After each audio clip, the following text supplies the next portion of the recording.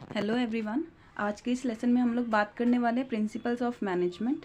This is Kiran Shah and you are watching the commerce coach. तो चलिए start करते हैं। प्रिंसिपल्स ऑफ मैनेजमेंट जो कि आपका चैप्टर 2 है बिजनेस का, क्लास 12th का। इसमें हम लोग सारी बातें करेंगे कि प्रिंसिपल्स ऑफ मैनेजमेंट क्या होते हैं और कितने टाइप्स के प्रिंसिपल ऑफ मैनेजमेंट है। ठीक है, सबसे पहले प्रिंसिपल ऑफ मैनेजमेंट की बात करते हैं। प्रिंसिपल का मतलब क्या होता है? बेसिकली अगर आप बेसिक लैंग्वेज में बात करें, प्रिंसिपल्स मतलब कुछ रूल्स और कुछ रेगुलेशंस जो आप फॉलो करते हो, या आप किसी भी चीज़ को, किसी अच्छी चीज़ को फॉलो करते हो। जैसे हमारा कुछ अच्छा काम करना, ये हमारे प्रिंसिपल्स एंड एथिक्स हैं। मतलब if you are doing anything good, it is taught by your principles and you are following your principles. ठीक है, लेकिन मैनेजमेंट में प्रिंसिपल का क्या मतलब होता है? प्रिंसिपल ऑफ मैनेजमेंट एक गाइडलाइंस होती है जो आपको हेल्प करती है कि आपको बिजनेस में कैसे डिसीजन लेना है, कैसा बिहेवियर रखना है, और जो आपने ऑब्जेक्टिव डिसाइड करा है उसको आप किस तरीके से फॉलो कर सकते हो। ठीक है, डेफिनेशन पढ़ते हैं प्रिंसिपल ऑफ मैनेजमेंट का। Principle of management are the broad guidelines for managerial decision making, behavior and action.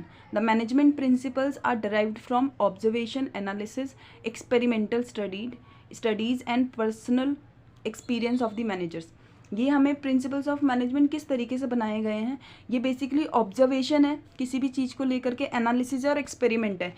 ये प्रिंसिपल ऑफ मैनेजमेंट किस तरीके से फॉर्म हुए हैं? सबसे पहले ऑब्जर्व करा गया कि बिजनेस की इन्वायरमेंट किस तरीके का है, कहाँ पे कौन सी चीज़ें अडॉप्ट होनी चाहिए, क्या हम गलतियाँ कर रहे हैं या क्या चीज़ें हमें और अच्छी करनी है अपने बिजनेस में, कि सारा हमने ऑब्जर्व करा, एनालिसिस करा और एक्सपेरिमेंट करा कि क्या ये चीज़ अगर हम फॉलो कर रहे हैं तो ये हर जगह एप्लीकेबल होगा, कौन सी एंटिटीज़ पे एप्लीकेबल होगा। एक्सपेरिमेंट करना, स्टडी करते हैं अपने पर्सनल एक्सपीरियंस से मैनेजर्स, और फिर उसको फॉर्म दे दिया प्रिंसिपल्स ऑफ मैनेजमेंट के नाम से। ठीक है, नेक्स्ट टॉपिक है हमारा नेचर ऑफ प्रिंसिपल। नेचर क्या होता है प्रिंसिपल का, मतलब क्या क्या चीज़ें इसमें आती हैं। ठीक है, फर्स्ट प्रिंसिपल है यूनिवर्सल एप्लीकेबिलिटी। यूनिवर्सल एप्लीकेबिलिटी मतलब ये हर जगह अप्लाई होता है। यूनिवर्सल एप्लीकेबिलिटी मतलब ये हर जगह अप्लाई होता है, चाहे वो लार्ज एंटरप्राइजेज हो, स्मॉल एंटरप्राइजेज हो, बिग बिजनेसेस हो, नॉन बिजनेसेस हो, हर जगह प्रिंसिपल ऑफ मैनेजमेंट अप्लाई होता है। ठीक है, नेक्स्ट इज जनरल गाइडलाइंस। ये एक तरीके की जनरल गाइडलाइंस होती है। ये ज़रूरी नहीं है कि आप इसे फॉलो करो और हर एंटिटी पे ये फॉलो हो जाए, लेकिन ये सिर्फ गाइडलाइंस है। अगर आप इन्हें अडॉप्ट करते हो तो आपके बिजनेस और अच्छा होगा। ठीक है, guidelines, they are general guidelines to action and decision making, however they do not provide ready-made solution as the business environment is ever changing or dynamic। क्योंकि हमारा बिजनेस एनवायरनमेंट बहुत चेंजिंग होता है, डायनेमिक होता है, कभी भी चेंज हो सकता है। तो ये एक तरीके का रेडीमेड सोल्यूशन नहीं है किसी भी बिजनेस के लिए कि भाई आपको यही चीज़ अप्लाई करनी है और यही चीज़ फॉलो करनी है। ठीक है, नेक्स्ट है formed by practice and experimentation. यही अभी हमने बात करी थी कि किस तरीके से बनता है। एक्सपेरिमेंट के बेसिस पे, प्रैक्टिसेस के बेसिस पे हम ये प्रिंसिपल्स बनाते हैं। They are developed after through research work on the basis of experience of managers. Managers के एक्सपीरियंस के बेसिस पे ये बनता है। फ्लेक्सिबल, फ्लेक्सिबल मतलब जिसे आप चेंज कर सकते हो, मॉडिफाई कर सकते हो by the time, by the situations, जैसे भी आपको बताते हैं उस तरीके से क्या आप इन सब चीज़ों को चेंज कर सकते हो। तो प्रिंसिपल्स भी फ्लेक्सिबल होते हैं क्योंकि आप इन्हें मॉडिफाई कर सकते हो। They can be adopted and modified by the practice managers as per the demand of the situation as they are man made principles. क्योंकि इन्हें इंसानों ने बनाया है, तो जैसे भी प्रैक्टिसेस जो भी हम काम कर रहे हैं उसके अकॉर्डिंग हम इसको मॉडिफाई कर सकते हैं, अडॉप्ट कर सकते हैं। ठीक है, नेक्स्ट है मेनली बिहेवियरल। मेनली बिहेवियरल मतलब ये ह्यूमन नेचर पे डिपेंड करता है। Since the principle aim to influences complex human behaviour, they are behavioural in nature. अलग अलग ह्यूमन की कॉम्प्लेक्सिटी, अलग अलग सिचुएशंस में हर जगह अलग अलग चीज़ें अप्लाई होती है, इसीलिए ये ह्यूमन के नेचर पे डिपेंड करता है कि आप क्या चीज़ें फॉलो कर रहे हो। कॉज एंड इफेक्ट रिलेशनशिप, ये कॉज एंड इफेक्ट रिलेशन बताता है, मतलब कुछ कारण होगा और उससे क्या इफेक्ट पड़ रहा है उसके बारे में ये स्टडी करता है। They intend to establish cause and effect relationship so that they can be used in similar situation. ऐसी कोई और सिचुएशन आती है तो आप उसको फॉलो कर सकते हो, ये हमें बताते हैं। ठीक है, जैसे हमारे साथ होता है ना, हम कुछ हो जाता है किसी की हैपनिंग पे हम सीख लेते हैं कि अच्छा उसके साथ ऐसा हुआ तो शायद हमें ऐसा नहीं करना चाहिए या हमें ऐसा करना चाहिए। कुछ भी सिचुएशंस तो हम फॉलो करते हैं लोगों को, जो लोगों पे बीती हुई होती है उसको हम अडॉप्ट कर लेते हैं। तो यहाँ पे भी ऐसे ही है, कॉज एंड इफेक्ट रिलेशनशिप। ऐसा अगर सिमिलर सिचुएशन किसी के साथ हुआ हो तो उन्होंने क्या अडॉप्ट किया है, तो आपको हेल्प मिलेगी कि आपको उस अकॉर्डिंग क्या सिलेक्ट करना है। Contingent, their applicability depends upon the prevailing situation at particular point of time. According to Terry, management principles are capsules of selected management wisdom to be used carefully and discreetly. Contingent होता है कि कुछ चीज़ें हो भी सकती है, कुछ चीज़ नहीं भी हो सकती, डिपेंड करता है किसी सिचुएशन पे। ठीक है, ऐसी कुछ सिचुएशन होगी तभी ये अप्लाई होगा।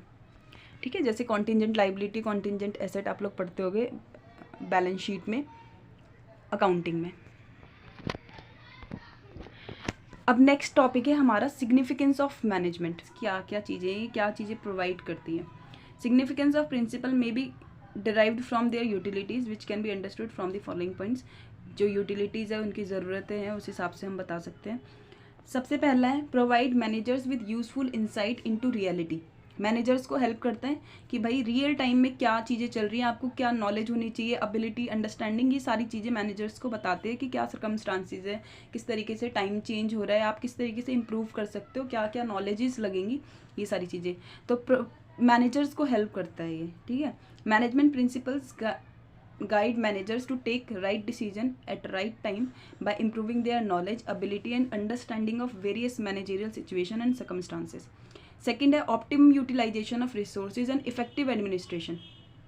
इससे क्या होता है, आप जो आपके पास रिसोर्सेज हैं उसको आप ऑप्टिमम यूटिलाइज कर सकते हो। ऑप्टिमम मतलब एक हायर यूटिलाइजेशन होता है और एक लोअर यूटिलाइजेशन होता है। हायर मतलब जितना रिसोर्सेज है आप उसको बहुत ज़्यादा यूज़ कर रहे हो, जितनी उसकी पावर है उससे ज़्यादा, और लोअर यूटिलाइजेशन होता है जितनी आप उस एसेट को यूज़ कर सकते हो उससे कम यूज़ कर रहे हो। ऑप्टिमम होता है भाई जितना आप यूज़ कर सकते हो, जितना वो एसेट काम कर सकता है आप उतना ही यूज़ कर रहे हो, मतलब यूटिलाइज कर रहे हो पूरे तरीके से जितना उसको कर सकते हो। ठीक है, optimum utilisation of resources and effective administration. जितने के लिए वो मशीन या एसेट बनी है आप उतना एटलीस्ट उसको यूज़ कर रहे हो, तो इसे बोलते हैं optimum utilisation. Management principles facilitate optimum use of resources by coordinating the physical, financial and human resources. They also help in better administration by discouraging personal prejudice and adopting an objective approach. आपके personal चीज़ों को हटा के आप objective क्या है business का उस चीज़ पे काम कर रहे हो और आप जो भी रिसोर्सेज है उसको अच्छे से यूज़ कर रहे हो, अच्छी एडमिनिस्ट्रेशन आप चला पाओगे। प्रिंसिपल्स ऑफ मैनेजमेंट का ही सिग्निफिकेंस है। नेक्स्ट है साइंटिफिक डिसीजन। इसका जो डिसीजन होता है वो साइंटिफिक होता है, कोई बायसनेस नहीं होती इसमें, कोई पक्षपात नहीं होता। Decision based on managerial principle tend to be more realistic, balanced and free from personal bias. Next है meeting the changing environmental requirement. ये किस चीज़ में हेल्प करता है, जो इन्वायरमेंट हमारा हर रोज़ चेंज होता रहता है। अभी हमने पढ़ा था ना, इन्वायरमेंट डायनेमिक होता है, चेंजेस होते रहते हैं, तो ये उन सब चीज़ों को, अगर कुछ चेंजेस आ गया तो आपको किस तरीके से बिहेव करना है, किस तरीके से अडॉप्ट करनी है चीज़ों को, वो हमें ये सिखाता है। ठीक है, चेंजिंग इन्वायरमेंट जैसे हमें भी बोला जाता है भाई समय के साथ बदलना चाहिए। ठीक है, अच्छी बात होती है। जैसे जैसे समय चेंज हो रहा है, टाइम चेंज हो रहा है, उस तरीके से हमें नई नई चीज़ों को अडॉप्ट करना आना चाहिए। Management principle provides an effective and dynamic leadership and help the organization to implement the changes. Next है fulfilling social responsibility. Social responsibility मतलब आपको इक्विटी और फेयर रहना है। ठीक है, जैसे एग्जांपल, अगर आप अपने वर्कर्स को सैलरी दे रहे हैं तो फेयर रेम्यूनरेशन एटलीस्ट आप उन्हें दें, जितना उन्होंने काम करा है उस अकॉर्डिंग आप उन्हें पे करें। ठीक है, तो ये सोशल रिस्पॉन्सिबिलिटीज़ आपकी आ जाती है। तो ये हमें टीच करता है कि भाई आप अपना काम भी देखिए, ऑर्गेनाइजेशन का क्या गोल है, लेकिन सोशल रिस्पॉन्सिबिलिटी भी आपको फुलफिल करनी चाहिए।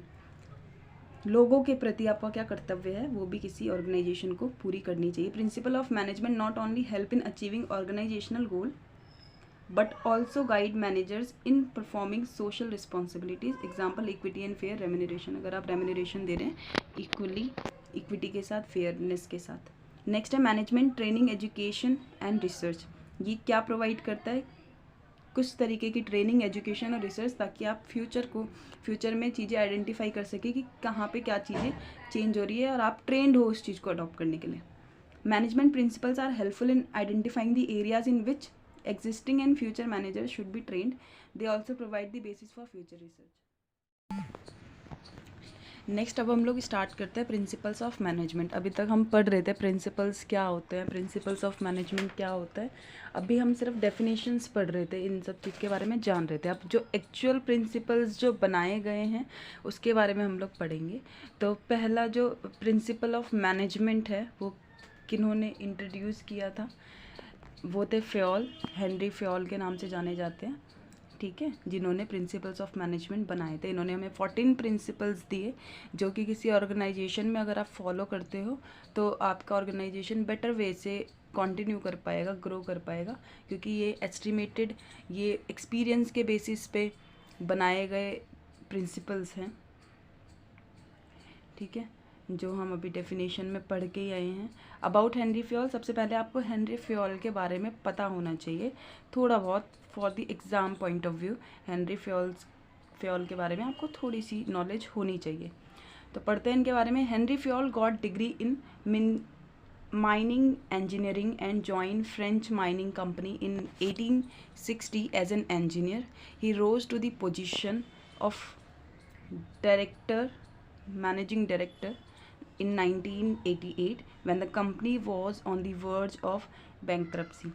इनका किस तरीके, इन्होंने 1841 से लेके 1925 में माइनिंग इंजीनियरिंग ज्वाइन किया था। उसके बाद फ्रेंच कंपनी में ये इंजीनियर की तरह काम करने लग गए 1860 में, और फिर उनका जो पोजीशन था वो इंक्रीज़ हुआ फ्रॉम माइनिंग कंपनी में जो इंजीनियर थे वहाँ से मैनेजिंग डायरेक्टर। पहले वो इंजीनियर की तरह काम कर रहे थे, फिर मैनेजिंग डायरेक्टर की पोस्ट पे काम करने लगे। कब? 1988 में। When the company was in verge of bankruptcy he accepted the challenge and by using rich and broad administrative experience he turn the fortune of the company. For his contribution he is well known as the father of general management. क्या हो रहा था उस time पे? इनकी जो company थी वो बैंक्रप्सी में जा रही थी, ठीक है, तो उन्होंने अपने जो भी उनके पास एक्सपीरियंस था उसके बिहाफ पे उन्होंने अपनी कंपनी को बचाया। तो इस कंट्रीब्यूशन के लिए इन्होंने इतना बड़ा कंट्रीब्यूशन करा कि बैंक्रप्सी से अपनी कंपनी को निकाल के एक अच्छी कंपनी में टर्न कर दिया। तो इसीलिए उनको फादर ऑफ जनरल मैनेजमेंट के नाम से भी जाना जाता है। आपके एग्जाम पॉइंट ऑफ व्यू से ये इंपॉर्टेंट है कि फादर ऑफ मैनेजमेंट कौन थे या फादर ऑफ जनरल मैनेजमेंट कौन थे। तो father of general management Henry Fayol थे, ठीक है। अब बात करते हैं इन्होंने जो 14 प्रिंसिपल्स आपको दिए हैं वो कौन कौन से हैं। फर्स्ट प्रिंसिपल जो हेनरी फ्योल ने दिया वो है division of work. Division of work में इन्होंने क्या बताया कि आप अपने काम को बहुत स्मॉल टास्क में डिवाइड कर दो। इससे क्या होगा, क्योंकि हर पर्सन स्पेशलाइज्ड हो जाएगा उस काम को करने के लिए। होता है ना, एक काम अगर आप बार बार रिपीटेटिव वे में कर रहे हो तो आप उस काम को करने के लिए स्पेशलाइज्ड हो जाते हो, एफिशिएंसी आपकी इंक्रीज़ होती है, ठीक है। एक पर्टिकुलर काम को अगर आप बार बार कर रहे हो तो फिर जैसे आपको अगर एक क्वेश्चन दिया जाए और आपको आज बोला गया है, मान लीजिए अकाउंट का एक क्वेश्चन सॉल्व करने के लिए आपको बोला गया, आपने आज 20 मिनट में करा, फिर नेक्स्ट डे आपको सेम क्वेश्चन दे दिया गया, फिर नेक्स्ट डे आपको सेम क्वेश्चन। तो इससे क्या होगा, एक टाइम पे आपको बिल्कुल आंसर याद हो जाएगा दिमाग में कि यार इसका तो ये स्टेप है, ये आंसर है, यही आंसर आना है। तो ये किस रीज़न से हुआ? क्योंकि आपने एक काम को बार बार करा और स्पेशलाइज्ड हो गए आप उस काम में। तो यहाँ पे उन्होंने भी यही बोला कि वर्क को आप डिवाइड कर दो, इससे क्या होगा, स्पेशलाइजेशन आ जाएगा, आप किसी एक काम के लिए स्पेशलाइज्ड हो जाओगे, ठीक है। इससे क्या होगा, प्रोडक्टिविटी इंक्रीज़ होगी और जो अननेसेसरी वेस्टेजेस हो रहे थे वो नहीं हो पाएंगे, ठीक है। पढ़ते हैं फिर। Division of work is divided in small task job and each work is done by a trained specialist which leads to greater efficiency, specialisation, increase productivity and reduction of unnecessary wastage and movement. Unnecessary wastage and movement नहीं रहेंगे। Next principle देखते हैं। Next principle authority and responsibility. Person को work दे रहे हैं तो उस वर्क के साथ उन्हें अथॉरिटी भी दें और रिस्पॉन्सिबिलिटी भी दें। अथॉरिटी मतलब आप उनको राइट्स दे रहे हैं किसी उस पर्टिकुलर काम को करने के लिए, और रिस्पॉन्सिबिलिटी मतलब आप उनको रिस्पॉन्सिबल ठहरा सकते हैं कि वो काम क्यों नहीं हुआ। जैसे फॉर एन एग्जांपल, अथॉरिटी का एग्जांपल दे रही हूँ। जैसे हमने डिसाइड करा हमारे ऑर्गेनाइजेशन ने कि 100 यूनिट्स इस पर्टिकुलर मंथ में बनाना है, ठीक है।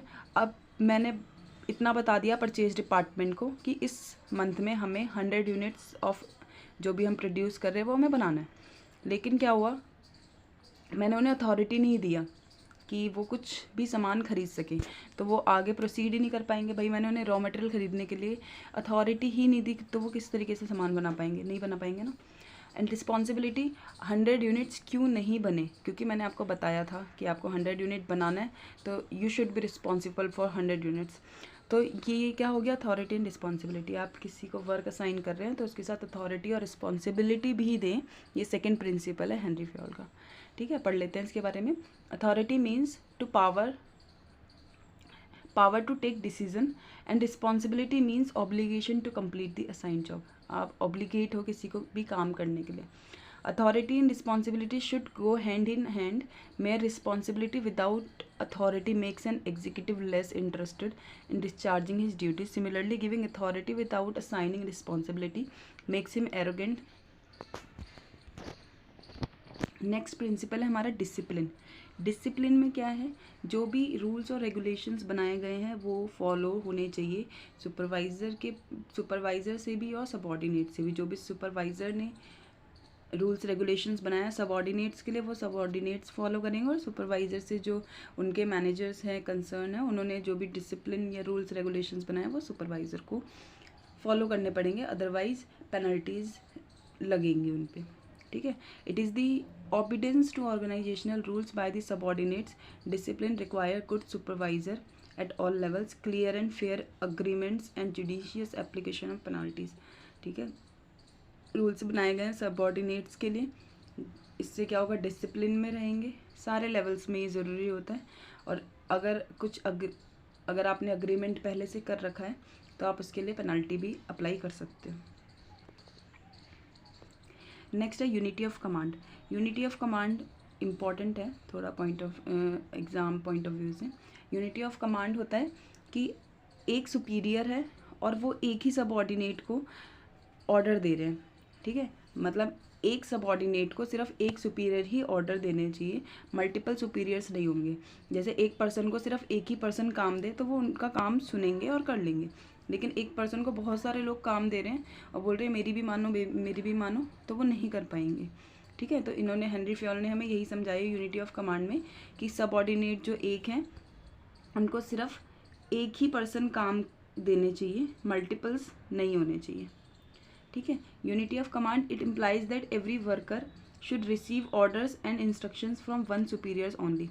सिर्फ उनके एक सुपीरियर्स होने चाहिए, otherwise it will create confusion, conflict, disturbance and overlapping of activities. अगर ऐसा नहीं होगा तो क्या होगा, कन्फ्यूज़न हो जाएगी, किसी की बात सुने, कॉन्फ्लिक्ट झगड़ा भी हो सकता है, डिस्टर्बेंस होगा और ओवरलैप हो जाएगी एक्टिविटीज़। किसी की एक्टिविटी किसी में मिक्स हो जाएगी। मान लो सुपीरियर 1 ने कोई काम दिया था, उनका सुपीरियर 2 के साथ मिक्स हो गया काम, फिर पता नहीं चलेगा कि किसका क्या काम दिया गया था, क्या ऑथोराइज़ किया गया था, तो कन्फ्यूज़न कॉन्फ्लिक्ट क्रिएट होगा। नेक्स्ट प्रिंसिपल की बात करते हैं, यूनिटी ऑफ डायरेक्शन। ये यूनिटी ऑफ कमांड और यूनिटी ऑफ डायरेक्शन में मेनली डिफरेंस आता है।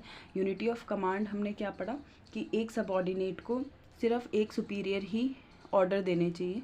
यूनिटी ऑफ डायरेक्शन में क्या होता है, अलग अलग जो मल्टीपल ऑब्जेक्टिव होते हैं बिजनेसेस के, मल्टीपल बिजनेसेस हैं मान लीजिए आपके, तो हर डिपार्टमेंट के लिए, हर बिजनेस के लिए आपका एक अलग प्लान होना चाहिए और उस प्लान का एक हेड होना चाहिए। ठीक है, each group of activities having the same objective must have one head and one plan, this ensures unity of action and coordination.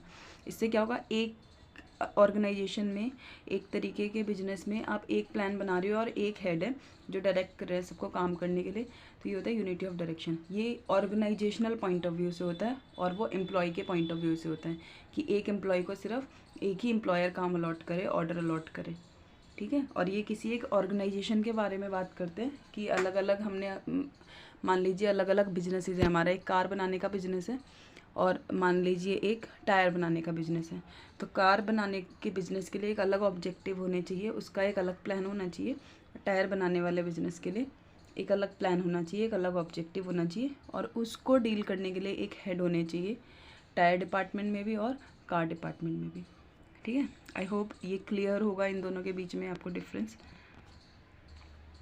यहाँ पे अब डिफरेंस देख लेते हैं। मीनिंग, यूनिटी ऑफ कमांड हम पढ़ चुके हैं, वही यहाँ पे डिफरेंसेस में आ जाएंगे।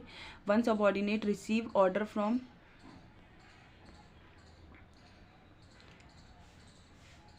And should be responsible to only one superior, सिर्फ एक सुपीरियर के लिए ही वो रिस्पॉन्सिबल हो सकते हैं। Each group of activities having same objective must have one head. Unity of direction में क्या बता दिया कि जैसे एक ही ऑब्जेक्टिव है तो उनके लिए हेड एक ही होने चाहिए। इनका एम क्या होता है, prevent dual subordination. Dual subordination हट जाए, मतलब मल्टीपल हमारे सुपीरियर्स नहीं होने चाहिए। और ये किस लिए होता है, prevent overlapping of activities mix ना हो जाए, ओवरलैप ना कर जाए एक दूसरे से। ठीक है, इम्प्लीकेशन कहाँ कहाँ अप्लाई होता है, ये एक इंडिविजुअल के लिए अप्लाई होता है और ये ऑर्गेनाइजेशन के लिए अप्लाई होता है। ठीक है, नेक्स्ट प्रिंसिपल है subordination of individual interest to general interest. इस प्रिंसिपल ऑफ मैनेजमेंट में हेनरी फ्योल ने बताया कि आपका जनरल इंटरेस्ट होना चाहिए ऑर्गेनाइजेशन में, कोई इंडिविजुअल इंटरेस्ट नहीं होना चाहिए। ठीक है, अब इसका क्या मतलब है, जनरल इंटरेस्ट होना चाहिए, इंडिविजुअल इंटरेस्ट नहीं होना चाहिए। एग्जाम्पल ले लेते हैं, मान लीजिए मिस्टर ए है,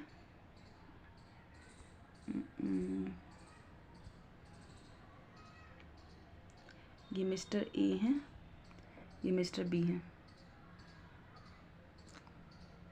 थोड़े बॉडी स्ट्रक्चर अच्छा नहीं बन पाया है, ये ए है और ये बी है। ठीक है, बी कौन है, सन है ए के। ठीक है, और ये किस चीज़ में डील करते हैं, ये बनाते हैं जो रॉ कपड़े होते हैं ना वो, और इनका क्या काम होता है, शर्ट बनाने का। ठीक है, ये एक अलग काम करते हैं शर्ट बनाने का, और इनके जो सन है उनका अलग बिजनेस है कपड़े बनाने का। तो इन्होंने अपने बेटे से बोला कि वैसे तो मैं 10 रुपये मीटर मार्केट से कपड़ा ख़रीदता हूँ, क्योंकि तू मेरा बेटा है तो तू मेरे को 15 रुपये मीटर में दियो। इससे क्या होगा, तेरे को 5 रुपये एक्स्ट्रा मिलेंगे, तो तू 5 रुपये एक्स्ट्रा कमा पाएगा। इसने कहा ठीक है भाई, पापा महान बन रहे हैं, 5 रुपये मेरे को एक्स्ट्रा दे रहे हैं। यहाँ पे क्या हुआ, मिस्टर ए का यहाँ पे जनरल इंटरेस्ट है, क्योंकि उनके पॉइंट ऑफ व्यू से भाई पैसा ए को मिले या बी को मिले, जाना तो वो घर पे ही है। लेकिन इन्होंने क्या करा है, ऑर्गेनाइजेशन के साथ अच्छा नहीं करा, फेयर नहीं करा। ठीक है, तो यहाँ पे ये यही बताते हैं कि जनरल इंटरेस्ट होना चाहिए आपको। अगर जैसे मार्केट प्राइस, इनको क्या करना चाहिए था वैसे, अगर मार्केट में 10 रुपये मीटर खरीद रहे हैं तो अपने बेटे से भी 10 रुपये मीटर में ही खरीदना चाहिए था। लेकिन इन्होंने क्या करा, 15 रुपये मीटर में उन्हें उनसे रॉ मटेरियल या क्लोथ्स खरीदे। तो यहाँ पे इन्होंने अपना इंडिविजुअल इंटरेस्ट देखा, जनरल इंटरेस्ट नहीं देखा। ठीक है, तो ये ऑर्गेनाइजेशन के लिए अच्छी बात नहीं है। पढ़ लेते हैं, the interest of organization should take priority. Priority क्या होनी चाहिए, ऑर्गेनाइजेशन का interest over the interest of an individual interest. Individual interest नहीं होना चाहिए। यहाँ पे इन्होंने एग्जांपल पढ़ लेते हैं, forex a manager cancels his pleasure trip in under to attend an important meeting in the company. एक मैनेजर है, उन्होंने अपनी ट्रिप कैंसिल कर दी कंपनी की एक इम्पॉर्टेंट मीटिंग अटेंड करने के लिए। तो यहाँ पे इन्होंने अपनी जनरल इंटरेस्ट को हटा दिया, अपने इंडिविजुअल इंटरेस्ट को हटा दिया कि वो ट्रिप पे जाएं। उन्होंने क्या करा, अपनी कंपनी के फ़ायदे के लिए जनरल इंटरेस्ट पे ध्यान दिया कि भाई हमारे कंपनी के लिए मीटिंग इंपॉर्टेंट है, तो जनरल इंटरेस्ट यहाँ पे आया इनका। ठीक है, नेक्स्ट है रेम्यूनरेशन टू एम्प्लॉयज़। रेम्यूनरेशन मतलब जितना भी एक एम्प्लॉय का फेयर वेजेस है, एटलीस्ट आप उसे उतना रेम्यूनरेशन तो प्रोवाइड करें जिससे उसकी स्टैंडर्ड ऑफ लिविंग रीज़नेबल रह पाए। ठीक है, स्टैंडर्ड ऑफ लिविंग जो हम जिस तरीके से हम रहते हैं वो होता है। ठीक है, जितना उनकी एटलीस्ट नेसेसिटीज़ हैं वो फुलफ़िल हो पाए और जितना वो वर्क कर रहे हैं उसके अकॉर्डिंग उन्हें पैसे मिले। Remuneration of employees should be just and equitable so as to give maximum satisfaction to both the employees and organization. The employees should be paid fair wages and salary which would give at least reasonable standard of living. Fair wages दो या salary दो ताकि at least उनका reasonable standard of living रह पाए। At the same time it should be with the paying capacity of the company. और ऐसा भी नहीं होना चाहिए कि आप कंपनी की पेइंग कैपेसिटी से ज़्यादा ही दे दो, जितना कंपनी अफोर्ड कर सकती है उससे ज़्यादा ही आप पेमेंट कर दो, ऐसा भी नहीं होना चाहिए। और फेयर वेजेस दो, ऐसा होना चाहिए। ठीक है, नेक्स्ट प्रिंसिपल है सेंट्रलाइजेशन एंड डिसेंट्रलाइजेशन। सेंट्रलाइजेशन का मतलब होता है जब आप अथॉरिटी सिर्फ टॉप लेवल मैनेजमेंट तक ही रखते हैं तो उसे बोलते हैं सेंट्रलाइजेशन। और डिसेंट्रलाइजेशन बोलते हैं जब आप अथॉरिटी सारे लेवल्स पे, मिडिल लेवल और लोअर लेवल पे भी दे देते हैं तो उसे बोलते हैं डिसेंट्रलाइजेशन। पढ़ लेते हैं, centralization means concentration of decision making authority in few hands at the top level, कुछ ही हाथों में होती है टॉप लेवल में। Decentralization means evenly distribution of power at every level, सारे लेवल पे जब आप पावर दे देते हो तो उसे डिसेंट्रलाइजेशन बोलते हैं। Both should be balanced, so no organization can be completely centralized और completely decentralized. Small organization can have centralization where owner has complete authority over the business and no decision making power is given to the subordinates। ऐसा नहीं होना चाहिए कि completely आप centralise कर दो, मतलब कम्प्लीटली सिर्फ टॉप लेवल मैनेजमेंट के हाथ में ही, हैंड्स में ही सिर्फ अथॉरिटी हो, और ऐसा भी नहीं होना चाहिए कि सिर्फ मिडिल लेवल या लोअर लेवल के हैंड्स में सारे डिसीजन पावर और अथॉरिटी हो, ठीक है। लेकिन जब स्मॉल बिजनेसेस हैं वहाँ पे आप सेंट्रलाइजेशन कर सकते हो, वहाँ पे आप टॉप लेवल को ही सिर्फ अथॉरिटी दे सकते हो। लेकिन जब लार्ज ऑर्गेनाइजेशन होता है तो अच्छा होता है कि आप डिसेंट्रलाइज भी करो ताकि अथॉरिटी सबके पास हो। In large organization top management takes only strategic important decision and operational authority is given to middle and lower level managers. The panchayat system is our country is good example of decentralization where the government being a big organization gives the decision taking rights to its subordinates village panchayat. ये इन्होंने ये एक example है जहाँ पे इन्होंने बताया कि हमारी जो गवर्नमेंट है उनके पास अथॉरिटी होती है लेकिन वो पंचायत सिस्टम बनाती है, किस लिए, ताकि अथॉरिटी जो लोअर लेवल है वहाँ तक भी पहुँच पाए, ठीक है। नेक्स्ट प्रिंसिपल है हमारा स्केलर चेन। स्केलर चेन में क्या होता है कि अगर हमें किसी एक डिपार्टमेंट को सीईओ या हेड डिपार्टमेंट से बात करनी है तो वो डायरेक्टली बात नहीं कर सकते, उन्हें कुछ स्टेजेस फॉलो करने पड़ेंगे, उसके बाद ही वो डायरेक्टली सीईओ से बात कर सकते हैं, ठीक है। जैसे मिस्टर डी हैं, अगर इन्हें ए से बात करनी है तो पहले सी के पास जाएंगे, बी के पास जाएंगे, देन ए के पास जाएंगे, ठीक है। सारी अथॉरिटी के से बात करते हैं। जैसे अगर मिस्टर ई हैं, इन्हें ए से बात करनी है तो ये डायरेक्टली बात नहीं कर सकते, इन्हें क्या फॉलो करना पड़ेगा, पहले एफ़ के पास जाना पड़ेगा, जी के पास जाना पड़ेगा, डी के पास जाना पड़ेगा, सी के पास, बी के पास, देन ए के पास, ठीक है। इन्हें सारी स्टेजेस फॉलो करने पड़ेंगे तब जाके ये मिस्टर ए से बात कर सकते हैं। इसी के लिeu में एक आता है गैंग प्लैंक। गैंग प्लैंक क्या होता है, मिस्टर डी को अगर किसी पर्सन को डायरेक्टली सीईओ या हेड डिपार्टमेंट से बात करनी है तो वो डायरेक्टली बात कर सकते हैं अगर इमरजेंसी है तो, ठीक है। उस केस में इन्हें ये सारे स्टेजेस फॉलो करने की ज़रूरत नहीं पड़ेगी। जैसे मिस्टर ई को ए से बात करनी है तो वो डायरेक्टली जाके ए से बात कर सकते हैं, ऐसा गैंग प्लैंक में बताया जाता है, ठीक है। The formal lines of authority between superior and subordinate from the highest to the lowest rank is known as scalar chain, ठीक है। हायर टू लोअर या लोअर टू हायर जा रहे हैं आप तो स्केलर चेन में आता है। The chain should not be violated, but in emergency, employees at the same level can contact through gangplank by informing their immediate superiors। जो उनके immediate superiors हैं उनको inform करके वो डायरेक्टली बात कर सकते हैं, ठीक है।